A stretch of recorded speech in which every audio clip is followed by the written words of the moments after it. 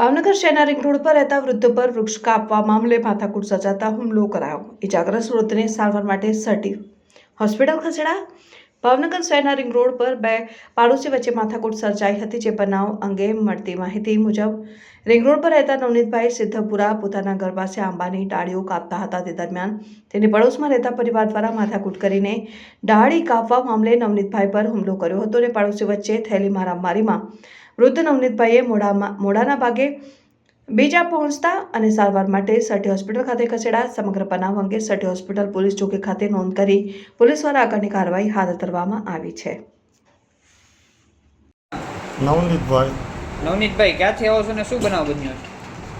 Ring road ઉપર અમારો plot છે અને ત્યાં અમારા પ્લોટમાં અમારે છાપરું કરવા માટે અમે અમારી સાઈડમાં બાજુવાળાનો આંબો કાપતો। એમાં એની પહેલાં માથાકૂટ થઈ હતી। મેં કીધું મારે કારખાનું એના ના પાડી। મેં કીધું કારખાનું ન કરું પણ મને છાપરું કરવા દે, તો એને છાપરું નથી કરવા દે એટલે મને એ ખોટો માર્યો લાકડીનો મોઢા ઉપર, એટલે હું પડી ગયો અહીંયા મોઢા ઉપર વાગી ગયો। કેટલા જણા હતા મારો અંદાજો? એ ઘરના 4 મેમ્બર હતા પણ મારી એક વ્યક્તિ છે વેદાંત। કારણ શું? ભાઈ કે અમારા ફળિયામાંથી પાંદડા વીણી જાજો, અમે એના આંબો અડધા ઉપરનો આંબો અમારા ફળિયામાં વર્ષોથી એના પાંદડા વાળીએ છીએ। કીધું એટલું વાળી લેજો, અમે વર્ષોથી વાળીએ છીએ। તે કે જેમ એમ બોલવા માંડ્યો અને તુકારા કરવા માંડ્યો। કઈ જગ્યાએ દાદા બનાવ બન્યો છે? રિંગ રોડ ઉપર પેટ્રોલ પંપ, નાયરા પેટ્રોલ પંપની સામે। કઈ જગ્યાએ રે બેન? શું થયું? શું થયું?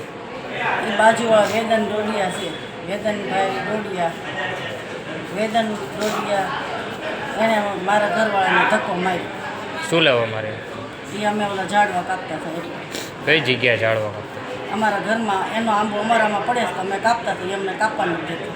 કેટલા જણા હતા મારો? એ એના ઘરના 4 એ બધા હતા, અમે 2 માણસ એકલા હતા। શું નામ છે મારવા વાળા? વેદન જનકભાઈ ડોડિયા। બીજું? બસ એનો નાનો છોકરો ને એના મમ્મી પપ્પા, એ 4 જણા એકારે ચોટી પડ્યા અમારે ને એને આગળથી ધક્કો માર્યો। શું માર્યું દાદાને? વસ્તુ? લાકડી હતી। ઓકે, આ વિશે પોલીસ ફરિયાદ કરવાના માસી? પોલીસ ફરિયાદ કરવાની? હા, મારું નામ ભાવિન નવનીતભાઈ સિદ્ધપુરા છે। 100 રિંગ રોડ નાયરા પેટ્રોલ પંપની સામે મારું રહેવાનું છે। છેલ્લા 2 વર્ષથી અમે પાર્લર ચાલુ કર્યું ત્યારથી આ લોકોનો થોડુંક એ રીતનું કચકચ રહ્યા કરે છે। હવે અત્યારે દિવાળી પહેલાંનો સમય હતો કે ત્યારે એ લોકોએ એવું કીધું હતું કે ભાઈ અમે જાતે લુવાર છીએ એટલે ફેબ્રિકેશનનો કારખાનો કરવાનો, રિંગ રોડ રોટની પ્રોપર્ટી છે તો અમે અમારી પ્રોપર્ટીમાં ગમે તે કરીએ, કોમર્શિયલી કરાવેલું છે, બરાબર છે। તો એ એમ કહે છે કે ભાઈ તમે આ પ્રોપર્ટીમાં શેડ કરવો હોય તો કરો, પણ એ કે હેમરીનો અવાજ આવે, ડિસ્ટર્બન્સ થાય એવું ન કરો, એટલે અમે દિવાળી પછી કેન્સલ રાખ્યું, ખાલી શેડ બનાવશું। હવે અત્યારે આંબો તોડવા, આંબામાં એવું છે કે 20 વર્ષથી આંબો છે, એના ઘરમાં આંબો છે એની કરતાં વધારે મારો પ્લોટ મોટો છે, એનો પ્લોટ નાનો છે। અમારે આટલા વર્ષોથી અમે પાંદડાને બધું સાફ સફાઈ કરીએ। અત્યારે અમે શેડ કરવા માટે થઈને આંબો કાપતા હતા, એમાંથી આ મેટર થઈ છે કે ભાઈ અમારા ઘરમાં પાંદડા પડ્યા એ તમે આવીને લઈ જશો। તો આટલા વર્ષ સુધી અમારા ઘરમાં જે પાંદડા આવતા હતા એનું શું? કોને વાગ્યું અત્યારે? વેદાંત ડોડિયા છે, વેદાંત જનકભાઈ ડોડિયા, એને જે અત્યારે આરોપી જેને હુમલો કર્યો છે, મારા પપ્પા ઉપર જાનલેવા હુમલો કર્યો છે, બરાબર છે। અને આ પહેલાં જ્યારે માથાકૂટ થઈ હતી ત્યારે એના ફાધર જનકભાઈ ડોડિયાએ મન ફાવે એમ ગાળથી મારી નાખવાની ધમકી આપી હતી એ સમયે। કોઈ ધમકી આપી હતી? કોઈ ધમકી આપી?